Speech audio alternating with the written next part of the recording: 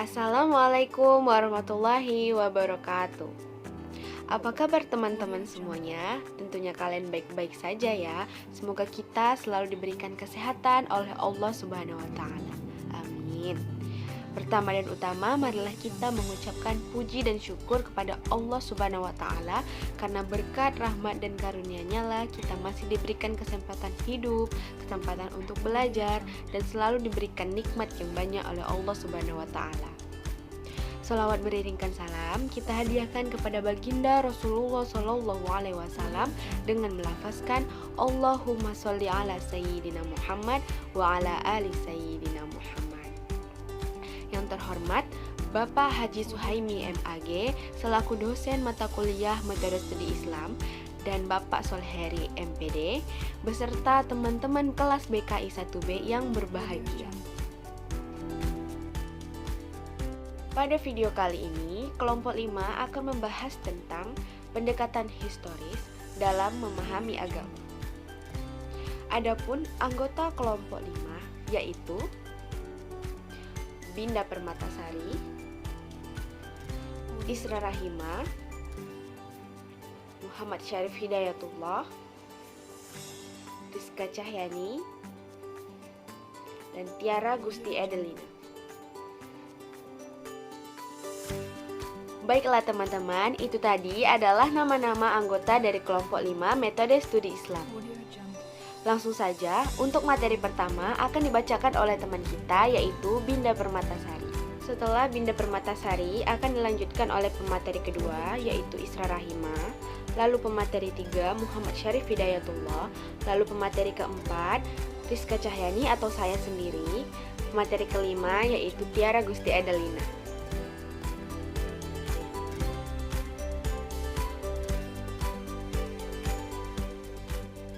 Saya Binda Permatasari sebagai pemateri pertama akan menjelaskan tentang pengertian pendekatan historis. 1. Pengertian pendekatan. Istilah pendekatan menurut bahasa sering disebut dengan matkal atau approach. Ghazali mengatakan bahwa pendekatan adalah suatu sikap ilmiah atau persepsi dari seseorang untuk menemukan kebenaran ilmiah. Dengan kata lain, pendekatan berarti cara pandang atau paradigma dalam suatu bidang ilmu yang selanjutnya digunakan dalam memahami agama. Dengan demikian, secara sederhana, pendekatan itu dapat kita maknai sebagai cara pandang seseorang untuk memahami sesuatu. Jika objeknya adalah agama Islam, pendekatan yang dimaksud adalah cara pandang seseorang dalam memahami agama Islam itu sendiri. 2. Pengertian historis. Menurut Ibnul Khaldun, sejarah dapat dilihat dari dua sisi luar dan sisi dalam. Dari sisi luar, pengertian sejarah tidak lebih dari rekaman perputaran kekuasaan pada masa lampau manusia.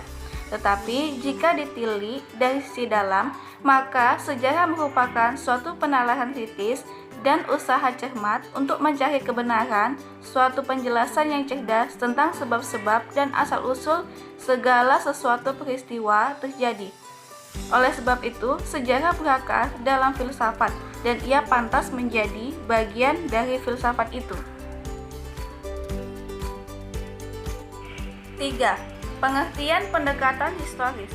Secara umum, dapat dimengerti bahwa pendekatan historis merupakan penelaahan serta sumber-sumber lain yang berisi informasi mengenai masa lampau dan dilaksanakan secara sistematis, atau dengan kata lain, yaitu penelitian yang mendeskripsikan gejala, tetapi bukan yang terjadi pada waktu penelitian dilakukan.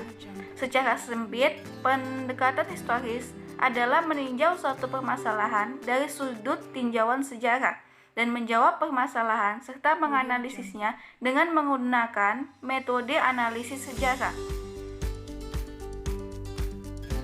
Ada 3 teori lain yang penting dipahami dengan pendekatan sejarah, yakni yang pertama diakronik. Diakronik adalah penelusuran sejarah dan perkembangan satu fenomena yang sedang diteliti. Yang kedua, sinkronik. Sinkronik adalah kontekstualisasi atau sosialis kehidupan yang mengitari fenomena yang sedang diteliti. Yang ketiga, sistem nilai. Sistem nilai adalah sistem nilai atau budaya sang tokoh atau budaya di mana dia hidup.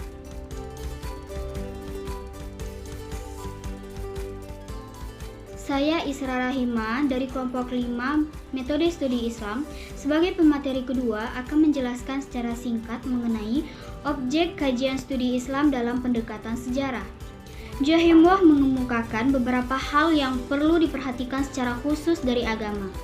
Pertama, unsur teoretis, yaitu agama sebagai kepercayaan. Yang kedua, unsur praktis, yaitu sistem kaidah yang mengikat penganutnya. Yang ketiga, aspek sosiologis, bahwa agama mempunyai sistem hubungan dan interaksi sosial. Islam sebagai agama yang telah berkembang selama lebih dari 14 abad menyimpan sejarah yang perlu terus dikaji dari berbagai sudut pandang. Peristiwa-peristiwa secara garis besar menyangkut masalah, ajaran, pemikiran, sosial, politik, ekonomi, budaya, dan sebagainya itu secara material adalah sama-sama merupakan objek sejarah Islam. Adapun objek kajian sejarah adalah sebagai berikut. Yang pertama, aktor dan aktivitasnya, baik itu life story, pemikiran, ataupun karya-karyanya. Yang kedua, peristiwa tertentu, yaitu kelahiran, perilaku, ataupun kebudayaan. Yang ketiga, agama, keyakinan-keyakinan manusia dan apa yang dialami dalam pengalaman keagamaan. Yang keempat, pengungkapan sejarah terkait pada penalaran atas fakta sejarah. Sekian penjelasan dari saya. Poin berikutnya akan dijelaskan oleh pemateri ketiga.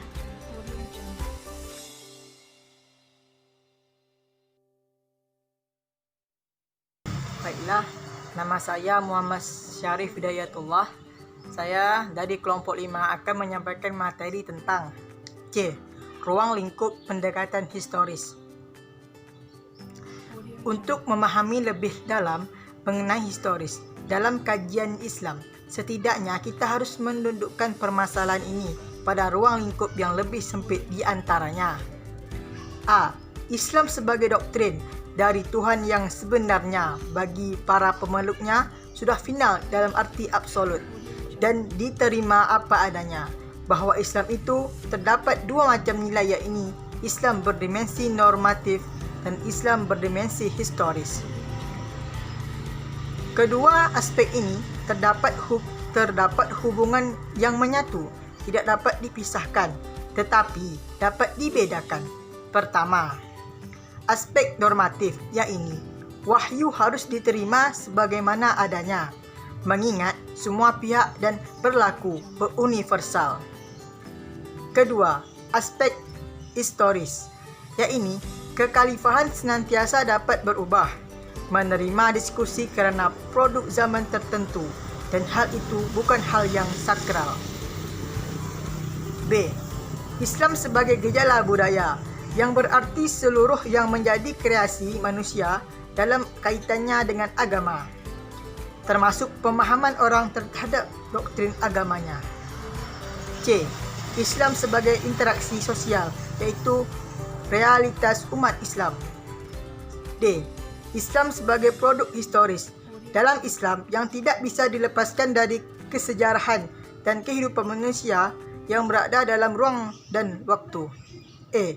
Historis atau sejarah sebagai peristiwa, sebagai kisah, sebagai ilmu. Sejarah dapat digolongkan sebagai ilmu apabila ia memiliki syarat-syarat dari suatu ilmu, pengetahuan atau syarat-syarat ilmiah. Itulah setidaknya fakta yang telah kami temukan sebagai ruang lingkup kajian historis Islam yang menarik dikaji dari aspek sejarah.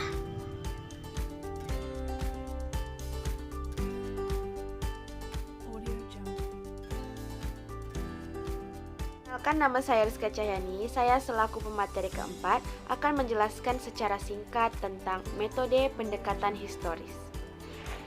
D. Metode pendekatan historis.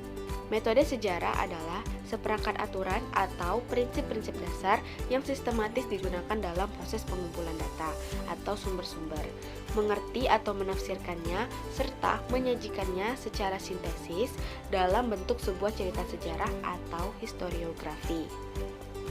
Penelitian sejarah agama dapat ditempuh dengan dimulai dari yang pertama, penentuan topik penelitian, yang kedua, heuristik atau pengumpulan sumber sejarah, yang ketiga, historiografi, yang keempat, interpretasi, yang kelima, verifikasi atau kritik sejarah.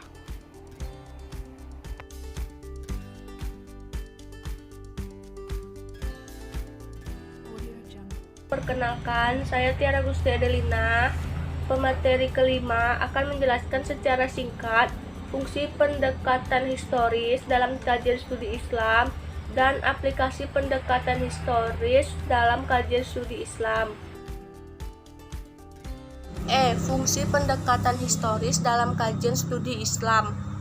Menurut Kunto Wijoyo, fungsi kajian historis dibagi menjadi dua, yaitu fungsi intrinsik dan fungsi ekstrinsik. Fungsi intrinsik meliputi historis sebagai ilmu, historis sebagai cara mengetahui masa lampau, historis sebagai pernyataan pendapat, dan historis sebagai profesi. Fungsi ekstrinsik meliputi historis sebagai pendidikan moral, historis sebagai pendidikan penalaran, historis sebagai pendidikan politik, historis sebagai pendidikan kebijakan, historis sebagai pendidikan perubahan, historis sebagai pendidikan masa depan, historis sebagai pendidikan keindahan, dan historis sebagai ilmu bantu. Aplikasi pendekatan historis dalam kajian studi Islam. Melalui pendekatan historis ini, seseorang yang akan belajar agama akan diajak untuk menelusuri ajaran Islam dari alam idealis ke alam bersifat empiris dan mendunia. Dari keadaan ini, seseorang akan melihat adanya kesenjangan atau keselarasan antara alam idealis dengan yang ada di alam empiris dan historis. Kemudian secara historis pula dapat diungkap kausalitas, asal-usul, dan segi-segi prosesual serta struktural. Dalam hal ini, faktor-faktor dominan yang penting dilacak ialah kondisi struktur sosial dan budaya yang mendorong munculnya gerakan, sosialisasi ajaran sebagai dasar gerakan, faktor pencetus gerakan, mobilisasi pengikut, dan faktor counter action terhadap gerakan. Baiklah teman-teman, itu tadi pembahasan mengenai pendekatan historis metode studi Islam dari kelompok kami, kelompok 5, yang terdiri dari 6 pembahasan. Yang pertama, pengertian pendekatan historis. Yang kedua, objek kajian studi Islam dalam pendekatan sejarah. Yang ketiga, ruang lingkup pendekatan historis. Yang keempat, metode pendekatan historis. Yang kelima, fungsi pendekatan historis dalam kajian studi Islam. Dan yang keenam, aplikasi pendekatan historis dalam kajian studi Islam.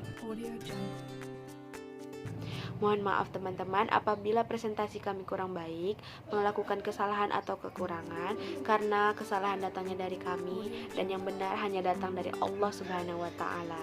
Saya Rizka Cahyani, mohon maaf apabila ada kesalahan kata. Wabillahi taufiq wa hidayah. Wassalamualaikum warahmatullahi wabarakatuh.